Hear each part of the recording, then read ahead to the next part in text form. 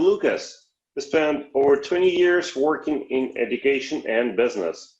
He's a former public school educator that has transformed into the world of learning and development.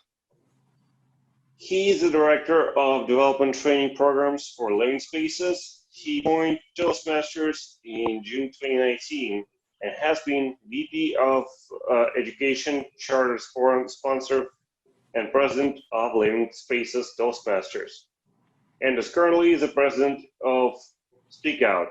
He's also the Area Director for Area E1 in District 1 and P1 in District 100.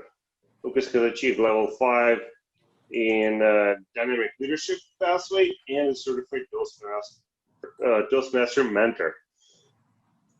He has won Triple Crown Awards in both District 1 and District 100 in 2019-2020. He has reached level 4 of his second pathway, Engaging Humor. When he is not speaking or leading, he is building his whiskey knowledge and inventory with a specialization in bourbon. Oh, not stouts. His speech today is titled Lucas Stidham, The Early Straight Years. All right. And how many Lucas, minutes? yeah, I was going to say 5 to 7. 5 to 7 minutes. All right. Let me remind you, Lucas Stidham, The Early Straight Years, 5 to 7 minute speech. Please welcome Lucas.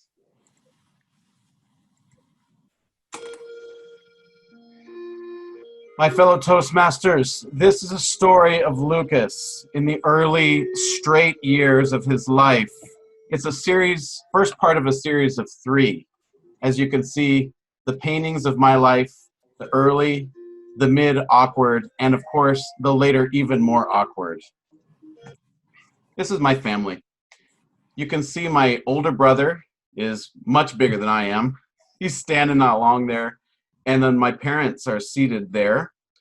This is their 50th anniversary in my hometown of Pinetop Lakeside, Sholo, Arizona. Now, my family has gone through a lot since this picture was taken. My older brother there with his wife standing next to him have actually recently been divorced. And it's been a very painful thing for our family to have to face. This is probably the last time all of us will ever be photographed together. But I'm going to tell you, it wasn't always this tragic. There was always something more fun for me. This is my hometown, the state of Arizona, Pinetop Lakeside, a town that celebrities go to escape from being found. Nobody gets found here. I'm telling you. You can see the real the real rural setting that it is. These are some early pictures of me. And early on, there was signs that I was going to be an athlete. I was a soccer player, and as you can see there, I was really great at beating women at soccer right away. That was my early talent. Me and my brother would fish with my uncle on lakes, and you can see me wearing short shorts before it was cool. 4th grade, not awkward at all. This photograph of me wearing a Bills shirt. Now that was an interesting choice because, I was pretending to be a sports fan. If you know me now, you'll know that I have nothing to do with sports. But back then, my family was sports fans people, and so we would all wear kind of garb related to sports. This changed a little bit when I got to 6th grade because, as you can see, I'm wearing a Madonna shirt. And the signs were there early that something wasn't right with my taste because you think, oh, he's into Madonna because, he's into Madonna. And I didn't know why I was into Madonna back then, but I found out later. Let's explore 7th grade. Now you'll notice me on the basketball team, and I'm not in uniform. There's a specific reason why I'm not in uniform. And it's because I wasn't one of the players. I was the equipment manager. Now, I don't know why I was the equipment manager.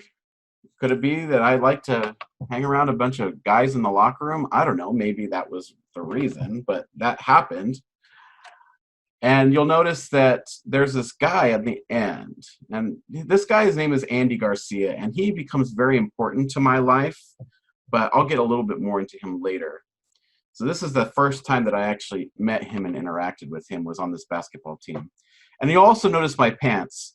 The pants in this time period, this was the early 90s, were inspired by Mr. MC Hammer. This was what people in junior high were wearing, or if they weren't, it was, at least it was just me. Here's proof. I was still wearing the Hammer pants even on my first date with Ellen. Ellen was the girl who said, yes, I will go to the dance with you, Lucas. Now, we were both in band together, and you can see what a chick magnet I was at that time. It was she was really taking a step out there. Also, I have my future alma mater in this shirt, Northern Arizona University. I knew early on that I was a college-bound guy and where I was going to go. Let's look at high school. This is my hometown again. This is my school. This is where I spent most of my time growing up. My parents were both teachers, so I actually lived at the school as well as attending school. And this is the car wash fundraiser for the marching band. I was in band. And this was the way that we made money for our trips. And if you notice, I mentioned that man, the boy actually at that time was Andy Garcia. Well, here he is washing his truck. He was very proud of his truck. It was brand new for him. And so I happened to catch a moment when he was washing his truck. Future business leaders of America.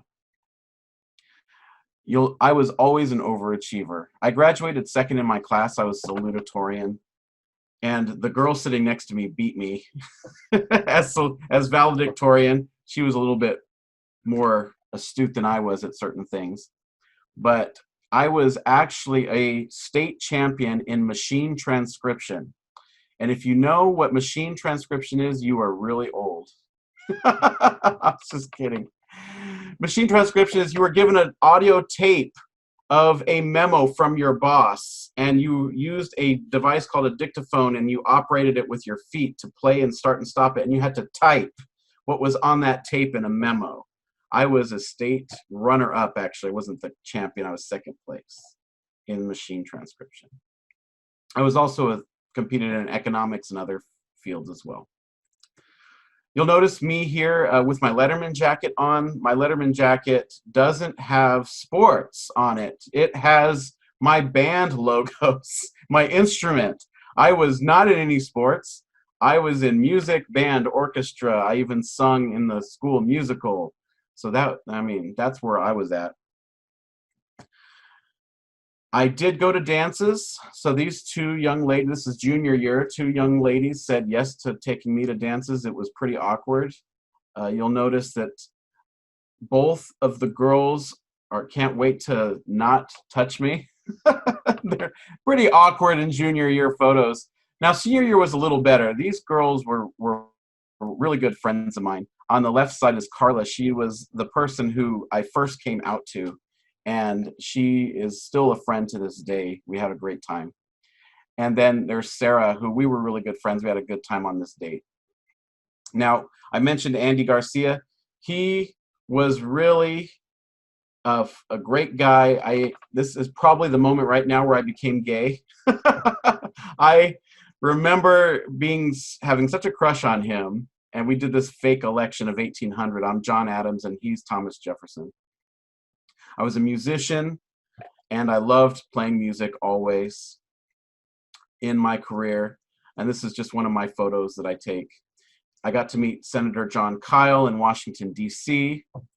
as part of a United States Senate youth program. There was 2 people from every state elected to that.